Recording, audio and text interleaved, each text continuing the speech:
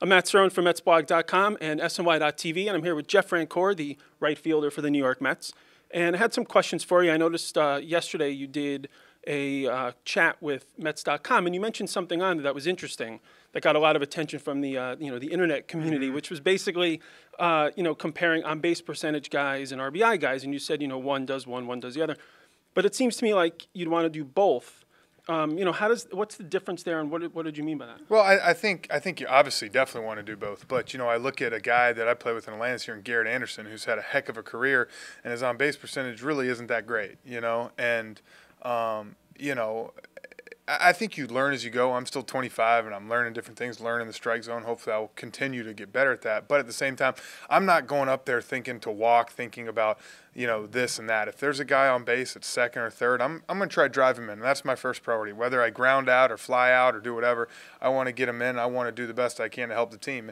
And I think as you learn more, you're on base percentage. But for me, that's not something that I just think about. And I know a lot of people, statistical people seem to be a huge on-base percentage thing. And I don't ever, it seems like 15, 20 years, it wasn't a big deal. And I don't know, all of a sudden it has become. Well, I saw that actually recently somebody did an interview with Andre Dawson and mentioned about the Hall of Fame and that his on-base percentage wasn't high. And he had said, well, they never asked that. That wasn't important, So as for you, does your approach change then certain situations when you come to bat? Say if you come up with nobody on versus when guys are on. What do you do physically in the box or mentally that makes it different? Yeah, no, absolutely. Nobody's on base and trying to get something going. Yeah, you might be a little more selective, might try to see what you can do. But, if there's a guy in third with one out, all I'm trying to do is hit a ground ball to second base, shortstop if it's back, and get the run in. And if that causes my, on-base percentage to be 10 points lower, then, I'm not really that concerned about it. I think, you can't have – and on-base percentage can be different. Someone that has 700 plate appearances might be a little different because they're playing every day.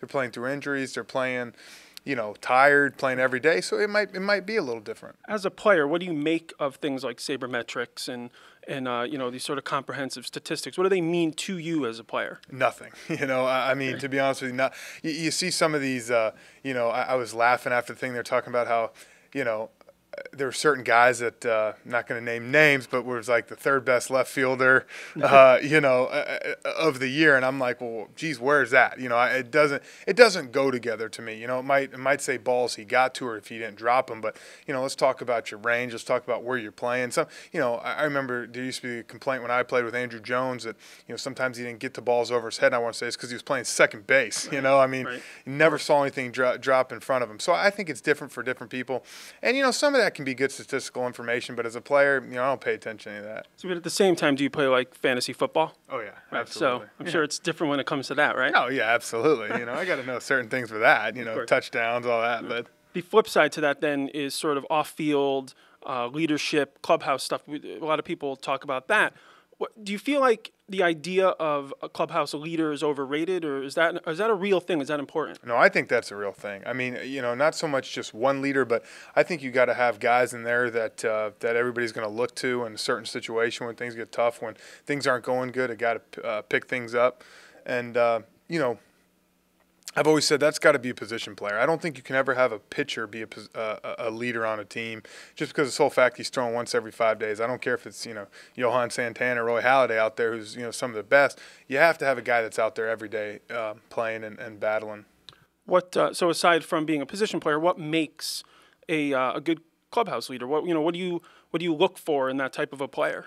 Someone that's very consistent, not so much with their play, but, hey, they go for 4, they're not going to not talk to you for 2 days, or they're not going to come in after the game. A guy that understands the game, understands you're going to have some bad games, but also understands that you're going to have some good stretches, and really just a guy that is in the dugout, helping players along. Not the guy that strikes out and sits at the end of the dugout and puts his head down. A guy that's kind of rooting for guys. You don't have to be a rah-rah cheer guy, but a guy that is letting guys know, that they're doing a good job. Give me an example of somebody that was a good clubhouse leader, maybe whether with the Braves or with the Mets, that maybe fans wouldn't value because they don't see it, but something that you see in that person.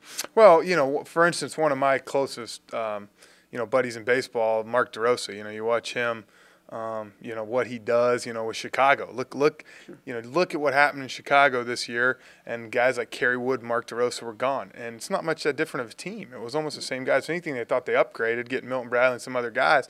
So my point is, you know, sometimes that can, you know, you ask Derek Lee, you ask this guy who was the heart and soul of that team, they'd tell you it was DeRosa and Kerry Wood, and they let him go. Interesting.